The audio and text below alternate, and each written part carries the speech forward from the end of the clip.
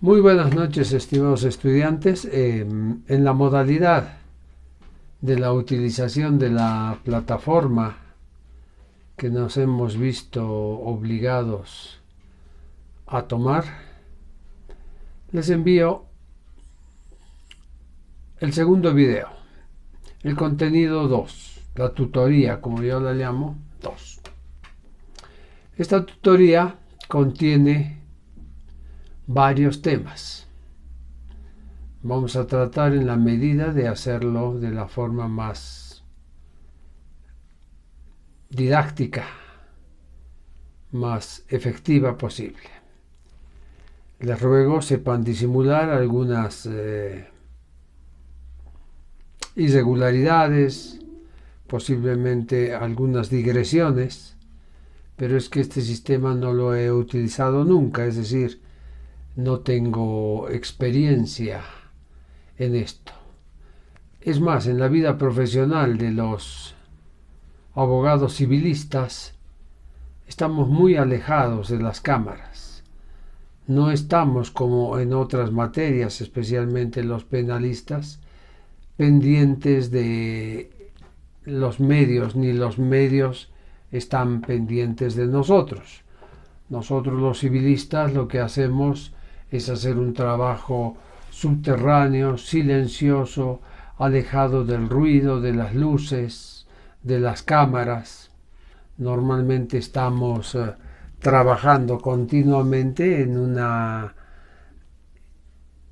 abstracción mental y simplemente rodeado de elementos jurídicos.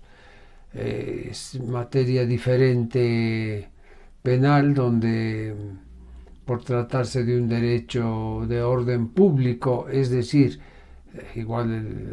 las normas del derecho procesal civil son de orden público, pero me refiero de interés público, esa es la palabra exacta. Tenemos esas limitaciones o facilidades, ¿no es cierto? Entonces, por eso es que seguramente no me presentaré en esta tutoría, ni lo hice en la anterior todavía como corresponde. Es decir, con un make-up perfecto, con una presentación y una dicción acabada, depurada. Trataré de hacer lo mejor posible. Reitero nuevamente, apelo a vuestra indulgencia en ese sentido.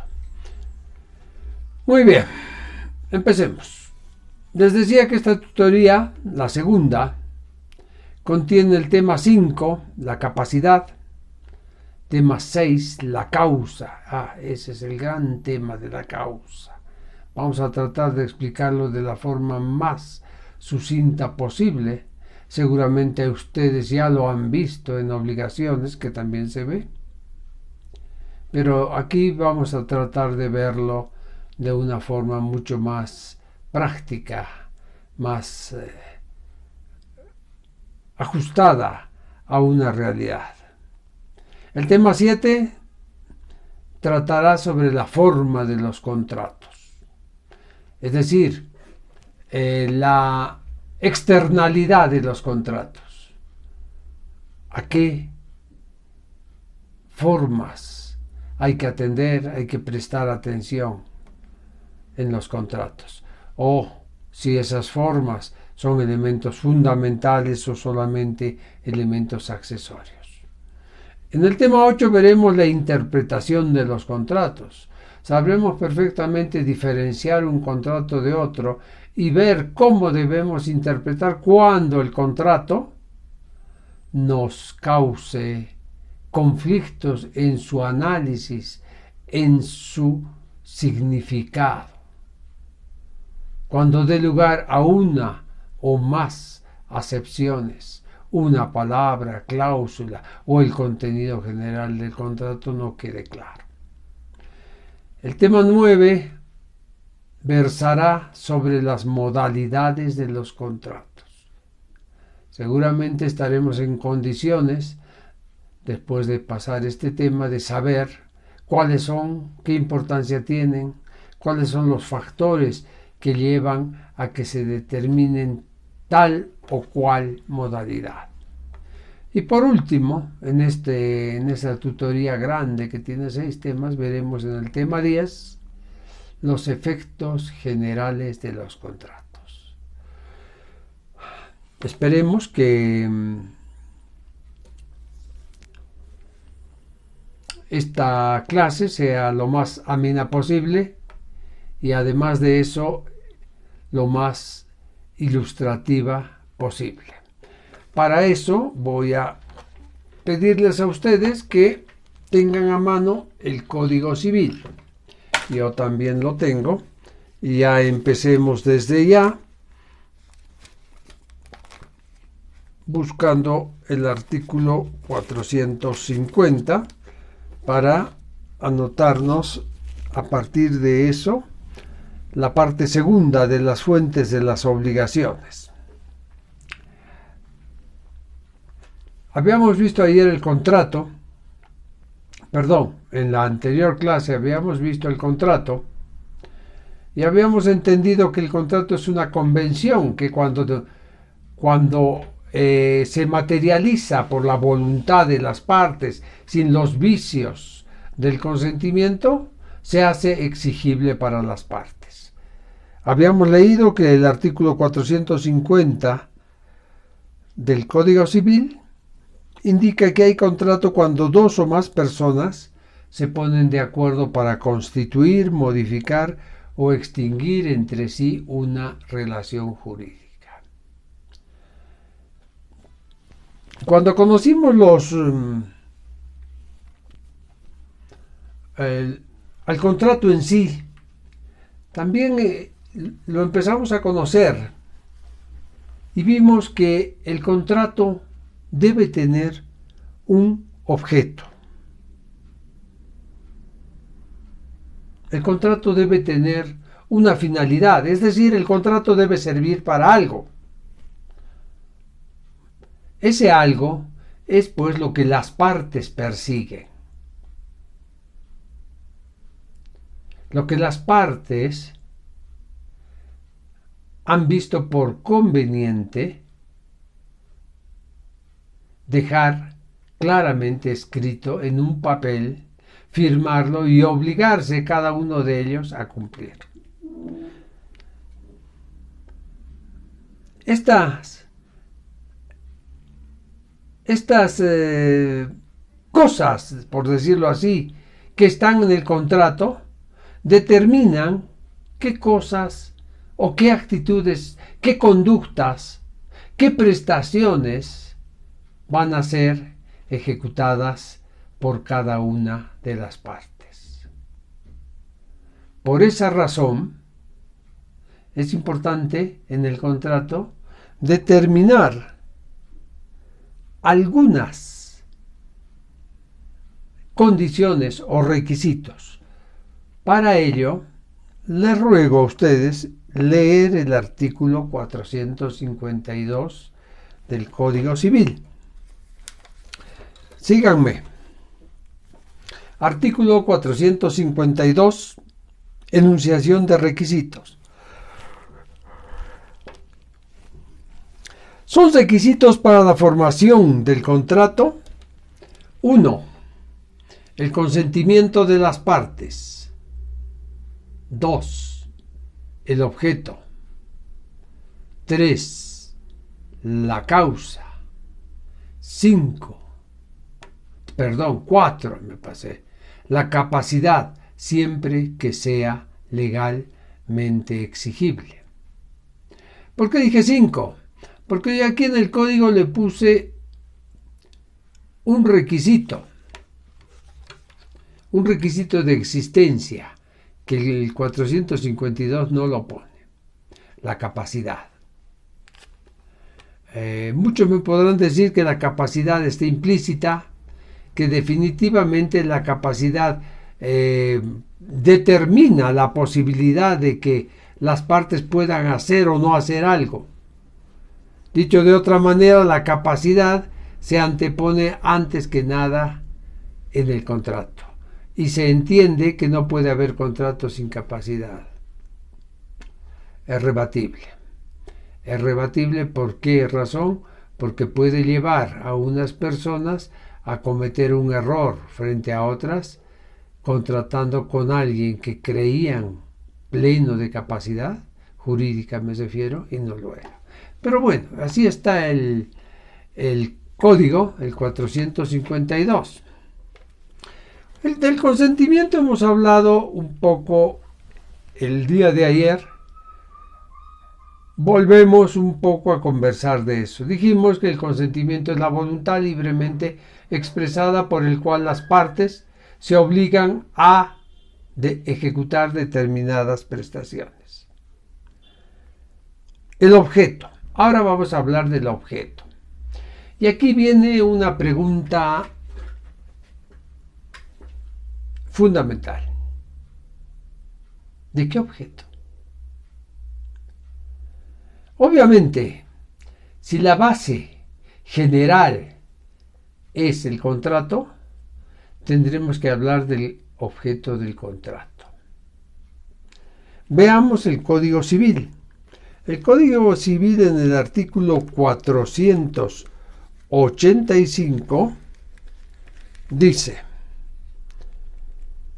sección tercera del objeto del contrato, artículo 485, requisitos. Todo contrato debe tener un objeto posible, lícito y determinado o determinable.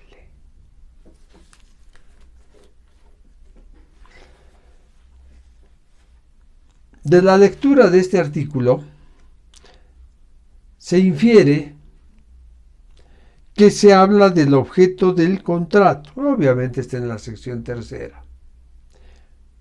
Eso significa, cuando se refiere a posibilidad, a licitud y a determinación, que no puede haber contrato, no importando que sea nominado o innominado, que carezca de objeto.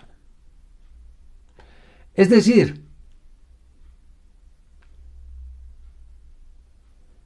el objeto es el elemento fundamental sobre el cual las voluntades se han unificado.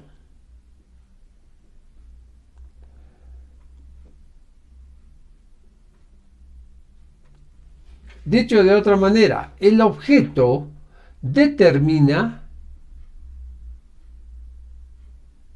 el porqué del contrato. La posibilidad, la licitud y la determinación son tomados en el 485 de forma muy ligera. No hay un análisis al respecto. Tratemos de hacerlo. ¿Qué es lo que se proponen? Pues va a variar. En un contrato de compraventa, seguramente una de las partes se propone vender algo y la otra parte se propone comprar algo. Obviamente, uno pagando el justo precio y el otro recibiendo ese justo precio. La idea de que este objeto de contrato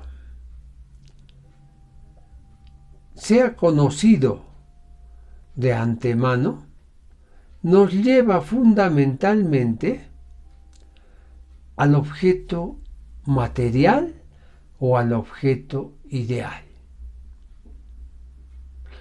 Si entendemos por objeto material en una compraventa un automóvil o una casa o un kilo de papas, se entenderá básicamente que el objeto material del contrato será la, entre comillas, cosa sujeta a la prestación de dar algo. Dar uno, por una parte, la cosa, el auto o las papas, y el otro pagar el precio y recibir el auto o las papas. Eso es el objeto material. Si entendemos el objeto material de esa forma, entonces es absolutamente claro que debe tener un objeto posible. ¿Por qué? Porque esa posibilidad está en la materialidad. Se nos complica la existencia cuando pensamos y seguimos leyendo del 485 la licitud. ¿Por qué? Porque la licitud es absolutamente subjetiva. No son lícitas o ilícitas las cosas, sino son las conductas. Entonces, esa licitud ya nos varía, ya nos cambia la figura. Ya entonces el objeto del contrato parecería que no es el objeto material. Y si no es el objeto material, entonces ¿qué es?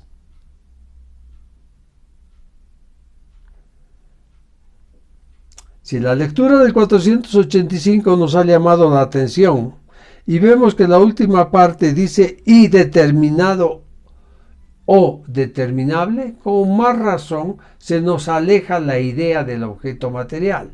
Entonces el objeto no es material, es un objeto jurídico, ¿correcto? Es un objeto jurídico.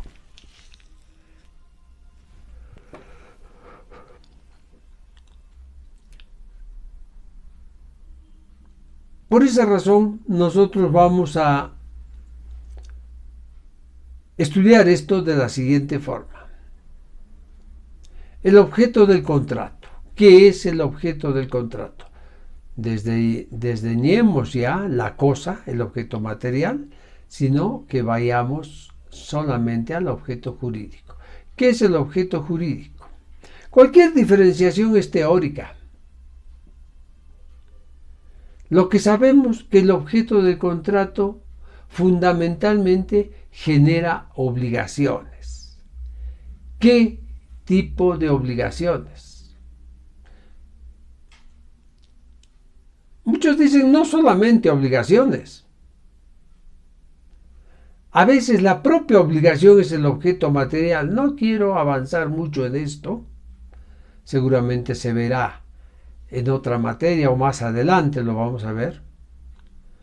Pero entendamos que el objeto del contrato es generar obligaciones.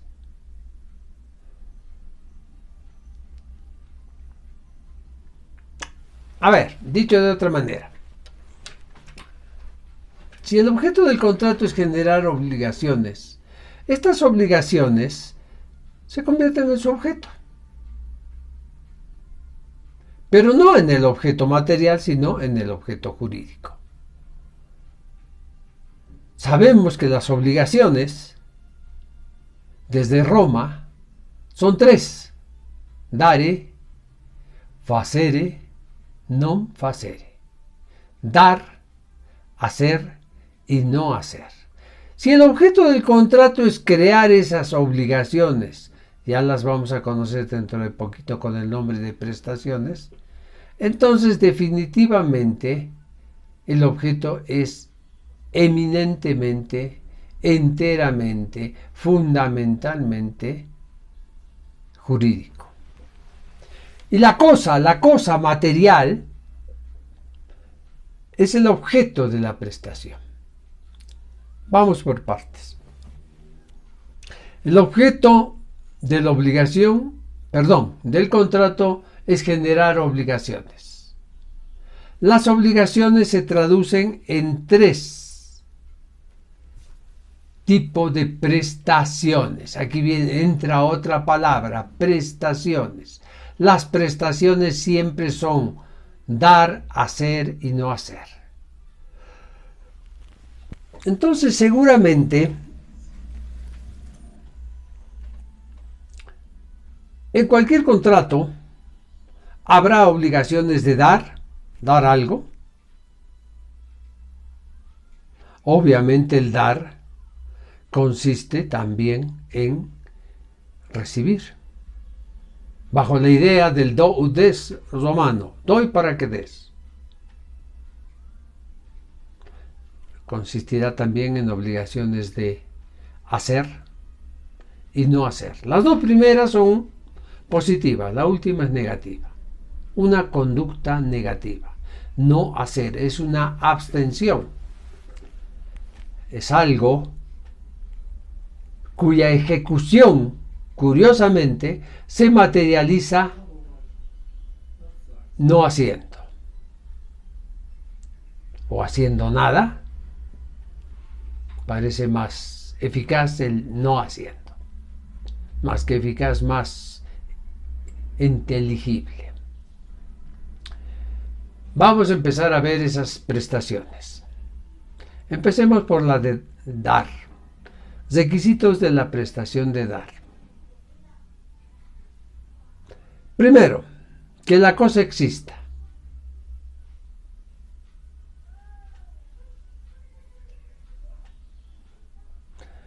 Esto nos trae un conflicto. Cuando la cosa existe hay una materialidad en la prestación. Tiene que existir. Entonces, tenemos que entender, rebobinando un poco nuestra idea, que el objeto del contrato es crear obligaciones.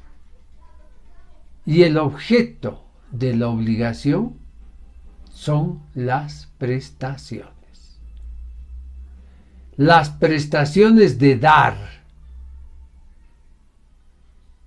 tienen como requisitos que la cosa exista, que la cosa esté determinada, que la cosa esté dentro del comercio humano y que la persona que transfiere el derecho sea el titular. Analicemos someramente esto. ¿Por qué la cosa tiene que existir? Porque no se puede vender algo que no existe.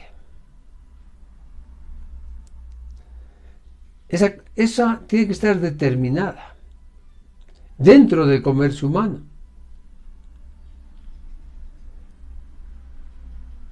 Y el que transfiera, es decir, el vendedor, por decirlo así, debe ser el titular del derecho, porque sabemos perfectamente que no se puede vender cosa ajena. Aunque eso está en discusión. Ya veremos que sí, que el derecho civil permite vender cosa ajena, a diferencia del derecho penal.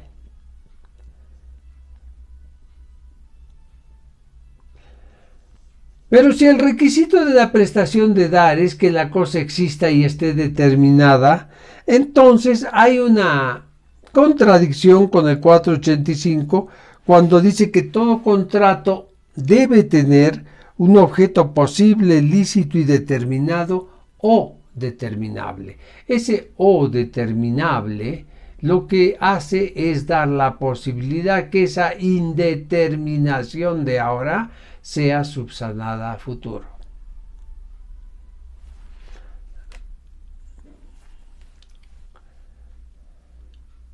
Básicamente, no vamos a poder dejar de diferenciar que el objeto del contrato es la obligación y el objeto de la obligación son las prestaciones y que ambas están ligadas íntimamente al objeto material.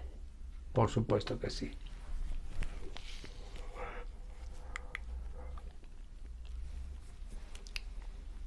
Este objeto material determina la existencia de la cosa. Muchos me podrán decir que no es tan así, porque también los objetos inmateriales tienen que tener existencia, y es cierto. Tenemos que aprender a pensar en derecho civil de forma horizontal y con un horizonte muy, pero muy amplio. Pero ahora veamos los requisitos para las prestaciones de hacer y no hacer. Son comunes, ¿sí? ¿Por qué razón? Porque básicamente una depende de la otra. O nace o se desgaja, o es un apéndice, o es su antítesis. Si uno se obliga a unas prestaciones de hacer, estas prestaciones de hacer deben ser posibles. ¿Por qué? Porque nadie puede obligarse a lo imposible.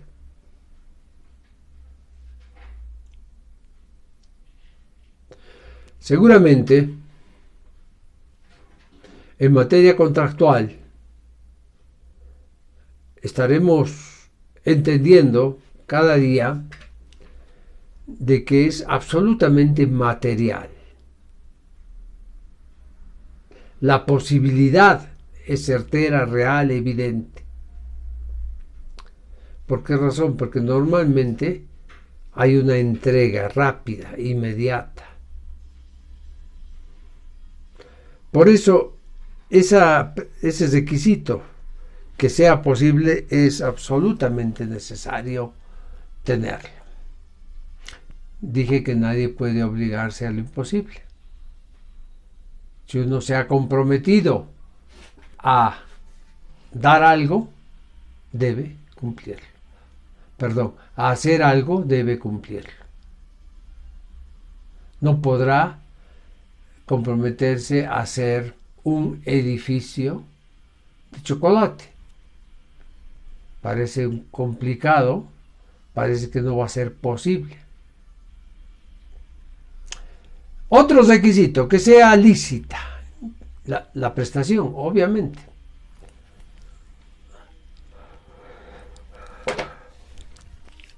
Parecerá una verdad de perogrullo, pero puede suceder que la prestación de hacer o no hacer, no sé si no hacer, pero más seguramente hacer, sea ilícita. ¿Qué sucede cuando pasa esto? Pues ese requisito hace que sea inviable la prestación. ¿Por qué? Porque la ley no tolera hechos, actos y negocios jurídicos ilícitos. Que sea personal al deudor. Otro requisito. La prestación de hacer. Definitivamente no se puede obligar a un tercero para que ejecute prestaciones de otra persona.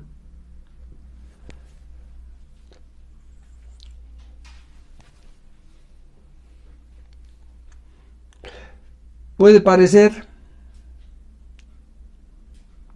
ilógico, absurdo esta situación, pero el derecho tiene la precaución de ponerlo como un requisito. Las prestaciones de hacer o no hacer deben ser personales al deudor. Otra, debe existir algún interés. ¿Qué interés? ¿O cuál es el interés? Definitivamente se refiere al interés legal. No es posible entender las prestaciones de hacer llevadas a cabo adelante por una persona ajena a la redacción jurídica. ¿Por qué se pone esto?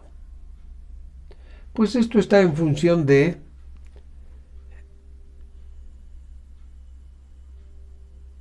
muchas veces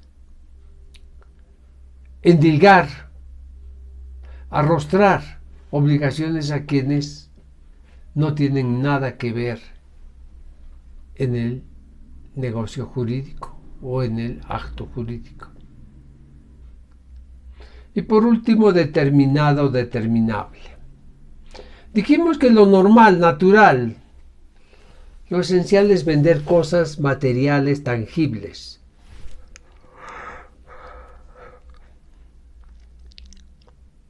Pero el derecho civil tolera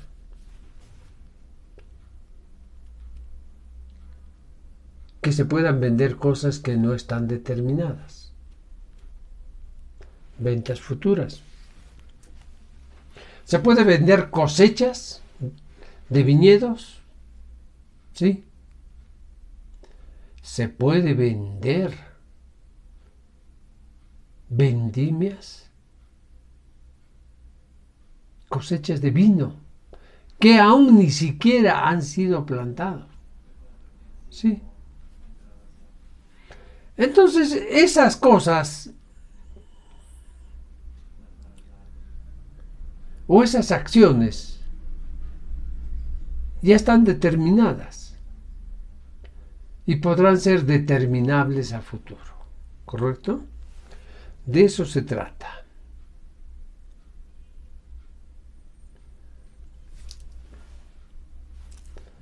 Para terminar con esta parte,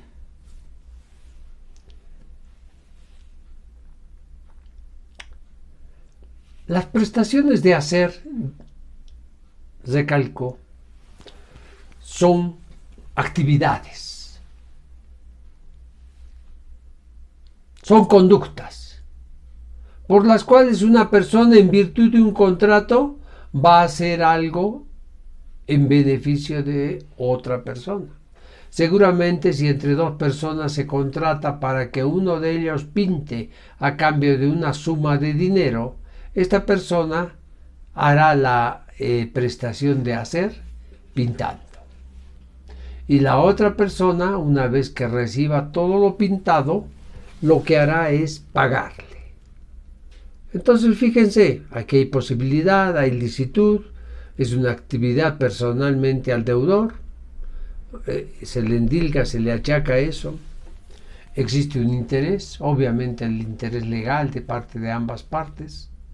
Y la prestación está determinada porque se ha dicho de antemano que se va a pintar azul y verde con florcitas amarillas o demás especificaciones.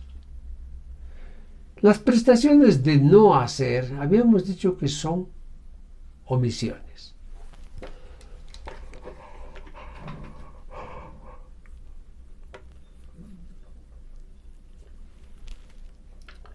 A ver, omitir algo es no hacerlo.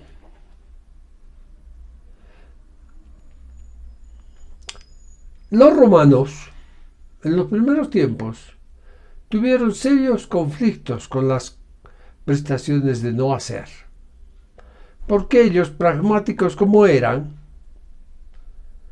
veían simplemente que eran las prestaciones de dar y hacer, que las omisiones eran abstenciones de actividades que no causaban efecto.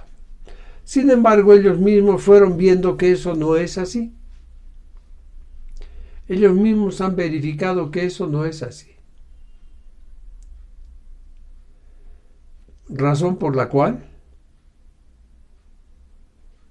dijeron que las prestaciones de hacer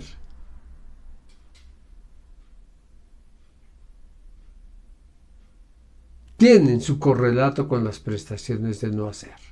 Y las prestaciones de no hacer son abstenciones conductuales que simplemente ejecutándolo, es decir, no haciendo, se cumple. Con esto terminamos el tema 6 e inicio inmediatamente, la tutoría 2, tema 5, inicio el tema 6, la causa.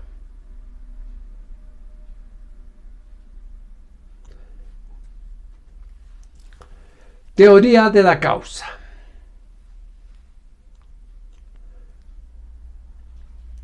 Se entiende por teoría de la causa un conjunto de opiniones dadas en la historia del derecho civil sobre cierta percepción. Percepción que se ha dado en distintas épocas y lugares. percepción de las personas sobre un elemento en la estructura del contrato. Un elemento, es decir, algo que en el contrato está y que nosotros lo hemos visto en el 452, inciso 3, la causa.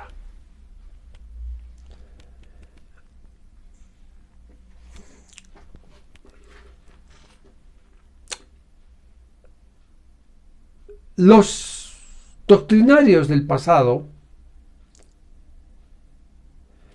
les interesó saber si en un contrato de cualquier naturaleza es importante la causa. Dicho de otra forma, si la causa es parte fundamental del contrato o no. Y dijeron, determinando claramente eso,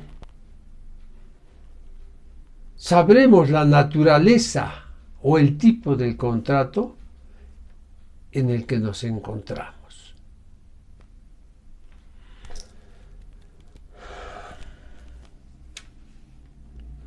El artículo 452, cuya lectura es pertinente,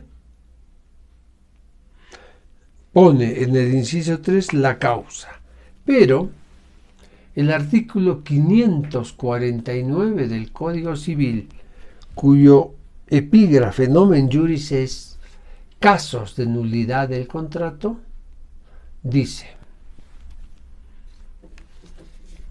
el contrato será nulo, 1. Por faltar en el contrato el objeto o la forma prevista por la ley como requisito de validez. 2. Por faltar en el objeto del contrato los requisitos señalados por la ley. 3.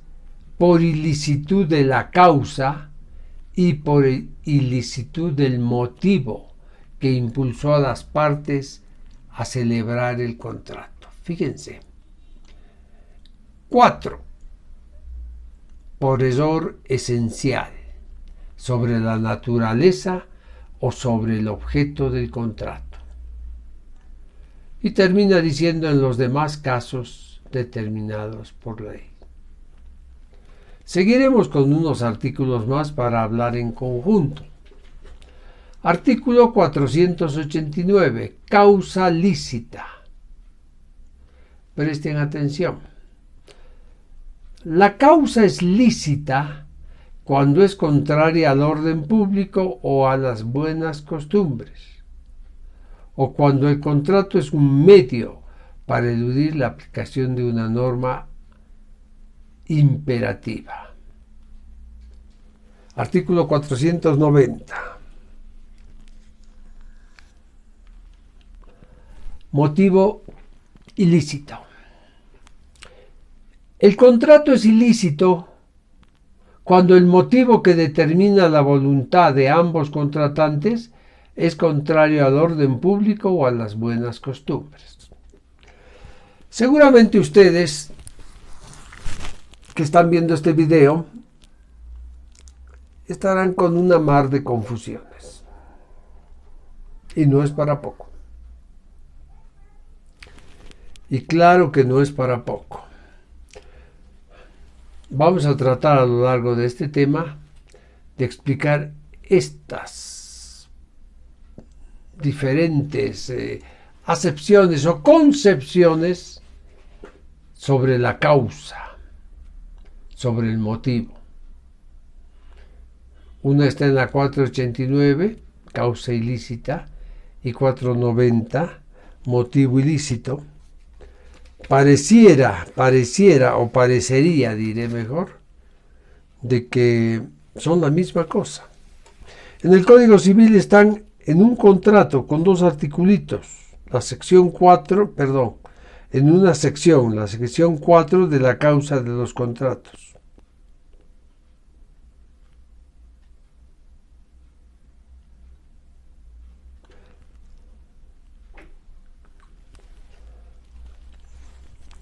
El 549 decía que el contrato será nulo por faltar en el objeto del contrato los requisitos señalados por ley en el segundo, y en el 3 por ilicitud de la causa y por ilicitud del motivo.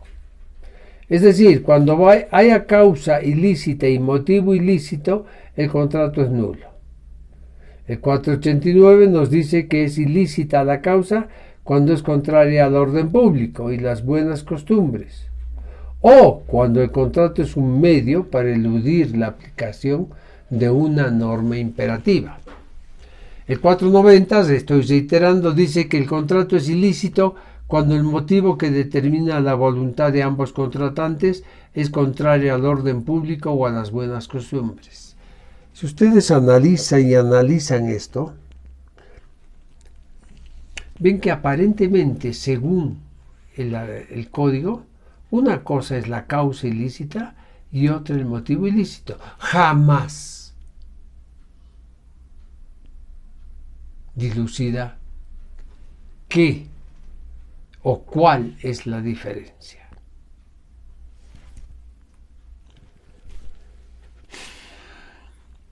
¿Y por qué no lo hace? Porque el Código Civil no hace un detallado análisis, estudio de la causa y su importancia en los contratos. Hay mucho al respecto. Hay bastantes posiciones en la doctrina. Veamos ahora la importancia. ¿Por qué es importante la causa? Los que defienden la teoría del causalismo dicen, esto es importante para ver si eso no es un elemento de formación, de estructuración de los contratos. Es decir, si este elemento tiene que formar parte sí o sí de los contratos. Para esto es fácil preguntarse, cuestionarse, interrogar si los elementos de los contratos responden a determinadas preguntas, a determinadas interrogantes. Puede suceder que formulando algunas preguntas podamos encontrar la causa en los contratos.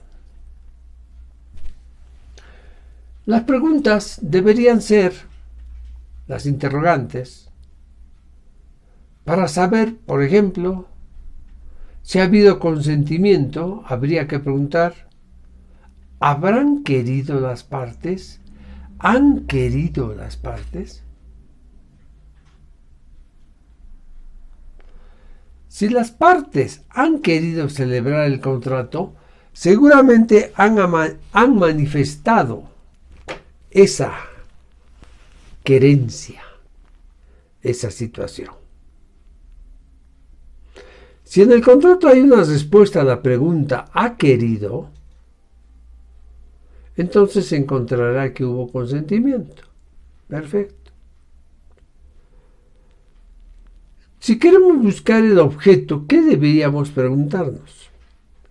¿Qué ha querido? Puede pasar que el objeto del contrato no esté claro. ¿Cómo lo identificamos? La pregunta es ¿qué han querido las partes?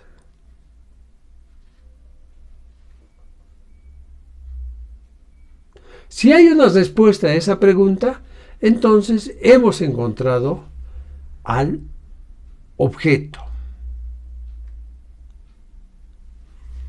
Ojo, aquí todavía nos queda subyacente la cuestión del objeto material, el objeto jurídico, el objeto material y el objeto jurídico. Hay cosas que hay que tomarlas en consideración.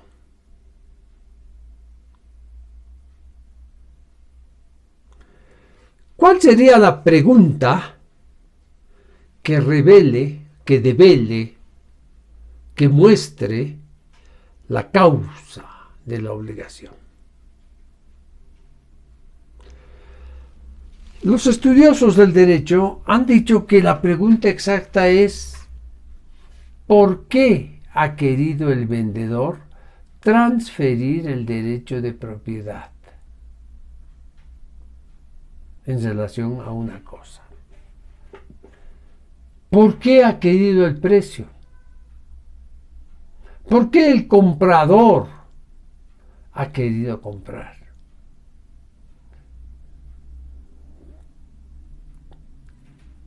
Fíjense ustedes, responder esta pregunta nos va a dar la causa.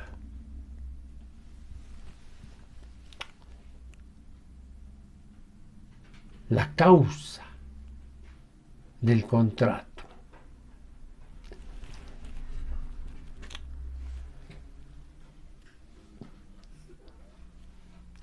Esta idea de entender la causa o de querer encontrar la causa en los contratos ha dado lugar a teorías causalistas que promovían la existencia de la causa, anticausalistas que la negaban totalmente y la tendencia, como siempre, ecléctica, híbrida, contemporizadora. La causa del contrato. ¿Para qué ha querido? Los causalistas dicen, obviamente bajo la batuta del gran Henri Capitant, célebre jurista francés. Este francés hace una observación. Él dice, el para qué ha querido está impregnado de un subjetivismo. Es decir, está en directa relación con una persona